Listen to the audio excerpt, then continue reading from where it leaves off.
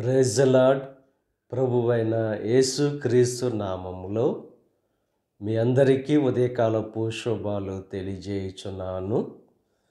ఈరోజు దేవుడు మనకు అనుగ్రహిస్తున్న అతి శ్రేష్టమైన వాగ్దానము సామెతలు 14వ అధ్యాయము 23వ వచనాన్ని చదువుకుందాము.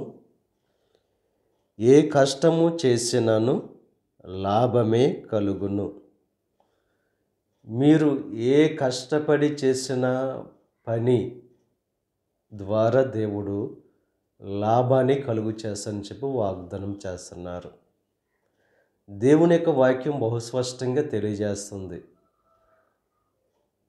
ఎవరైతే శ్రద్ధగా ఉంటారో వారు ఐశ్వర్యాన్ని పొందుతారు. శ్రద్ధ గలవారు ఏలుబడి చేసేవారుగా ఉంటారు. ఉదయకాల సమయంలో ఎవరైతే కష్టపడి పనిచేస్తారో వారు దేవుని యొక్క సహాయాన్ని పొందుకుంటారు. సోమరితనం అనేది లేమికి కారణం, కానీ కష్టపడి ఎప్పుడైతే దేవుని యొక్క కృప కొరకు కనిపెడతామో దేవుడు తన కృపను మెండుగా వారి మీద కుమ్మరింప చేసేవాడుగా ఉన్నాడు. 5 తలాంతుల వాడు కష్టపడి పనిచేసి దానిని 10 తలాంతులుగా మార్చాడు. 2 తలాంతుల వాడు కష్టపడి పనిచేసి దానిని 4 తలాంతులుగా మార్చాడు. వారికి యజమాని రాజ్యాన్ని ఇచ్చాడు. 1 తలాంతు వాడు కష్టపడి పని చేయకుండా భూమిలో పాతిపెట్టాడు. దేవుని యొక్క కృపను పొందుకోలేకపోయాడు.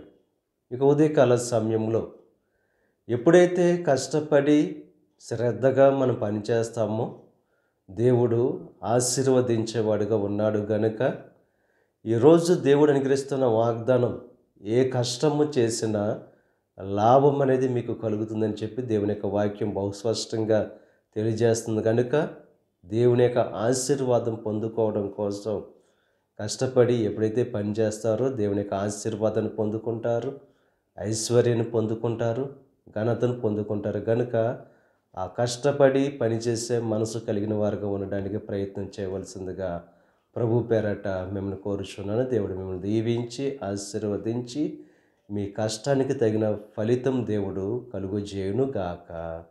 ఆమేన్. ప్రార్థన చేసుకుందాం. పరిశుద్ధుడా, మహోన్నతుడా, సర్వశక్తిమంతుడైన యేసయ్య, ఈ ఉదయకాల సమయంలోనూ అనుగ్రహించిన అతి శ్రేష్టమైన వాక్యాన్ని బట్టి నీకు స్తుతులు చెల్లిస్తున్నాం. దేవా, ఏ కష్టం చేసినా లాభమే కలుగుతుందని చెప్పి నీ యొక్క వాక్యం ద్వారా బహుస్పష్టంగా మాట్లాడావు. కనుక దేవా, సమయాన్ని సద్వినియోగం చేసుకుంటూ శ్రద్ధగా పనిచేస్తూ ఐశ్వర్యాన్ని ఘనతను పొందుకునే భాగ్యాన్ని ప్రతి ఒక్కరికి కలుగు చేయండి. ఈ ప్రార్థనలో ఏకీభవిస్తున్న ప్రతి ఒక్కరిని దీవించి ఆశీర్వదించండి. ఈరోజు తలపెట్టిన ప్రతి కార్యాన్ని సఫలం చేయండి. వారి బలహీనతల నుంచి విడుదల కలిగి చేయండి. వారి రాకపోకల్లోనిక సహాయం అనుగ్రహించండి. ఈ దిన ఆశీర్వాదాలు ప్రతి ఒక్కరి మీద మెండుగా కుమ్మరింపచేసి నీ దేవునితో నింపి నడిపించమని మా ప్రభువైన యేసుక్రీస్తు నామం పేరట వేడుకొనుచున్నాం తండ్రి. ఆమేన్. తండ్రి, కుమార, పరిశుద్ధాత్మ త్రియేక దేవుని యొక్క కృప సదాకాలం మనకు తోడై ఉండి దేవుని యొక్క దీవెనలు ఆశీర్వాదాలతో నింపి నడిపించును గాక.